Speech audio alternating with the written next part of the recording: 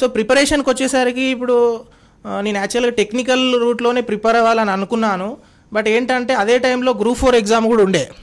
So ఎందుకు why not this అని చెప్పేసి గ్రూప్ 4 సైడ్ కూడా ఒకసారి రాద్దామని చెప్పేసి అనుకున్నా. ఆ టైంలోనే మనకి టెక్నికల్ వాళ్ళకి సార్ అన్నట్టుగా యాప్టిట్యూడ్ రీజనింగ్ పైన అంత కమాండ్ ఉండదు, ఎందుకంటే మా కాలేజ్ డేస్లో కూడా వాటి గురించి ఏం సబ్జెక్ట్స్ ఉండవు. సో నేను అదే టైంలో మా ఫ్రెండ్ ఒక అతను సార్ స్టూడెంట్ ఉండే, అతడు ఇట్లా సజెస్ట్ చేయడం వల్ల నేను ఈ మన సార్ది సబ్స్క్రిప్షన్ తీసుకున్నాను.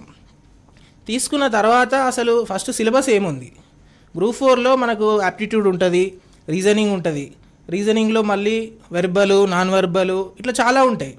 ఫస్ట్ మనం పరిగెత్తుకుంటూ వెళ్ళి ప్రిపరేషన్లోకి దూకొద్దు. అసలు సిలబస్ ఏముంది, ఆ సిలబస్లో ఏమేం కాన్సెప్ట్స్ ఉన్నాయి, ఏ కాన్సెప్ట్కి అప్రోచ్ ఎలా అవ్వాలి, అట్లా ఒక ప్రాపర్ వేలో టాపిక్ని డివైడ్ చేసుకొని, ఇప్పుడు ప్రతి ఒక్క టాపిక్కి వెయిటేజ్ కూడా చేంజ్ అవుతూ ఉంటుంది. సో ఇప్పుడు కోడింగ్ డీకోడింగ్కి కొంచెం వెయిటేజ్ ఎక్కువ ఉంటుంది. సో దాంట్లో మీరు ఎక్కువ మెథడ్స్ సాల్వ్ చేయాలి, ఎక్కువ ప్రాక్టీస్ చేయాలి, ఎక్కువ క్వశ్చన్ ఎక్స్పోజర్ అవన్నీ చేస్తూ ఉండాలి. చేస్తూ ఉంటేనే మనకు దానిపైన కమాండ్ వచ్చి రేపు ఎగ్జామ్లో పేపర్ ఒకవేళ టఫ్ వచ్చినా కానీ మనం చాలా స్పీడ్గా దాన్ని ఫుల్ఫిల్ చేయగలుగుతాం, ఇన్ టైంలో దాన్ని కంప్లీట్ చేయగలుగుతాం. అయితే ఇప్పుడు మొన్న ఏమైందంటే గ్రూప్ 4లో మెజారిటీ పీపుల్కి జాబ్ వచ్చింది, key role factor paper 2. So paper 2 ఎవరైతే దాన్ని స్ట్రాటజికల్గా చేయగలిగిరో వాళ్ళకే వచ్చింది.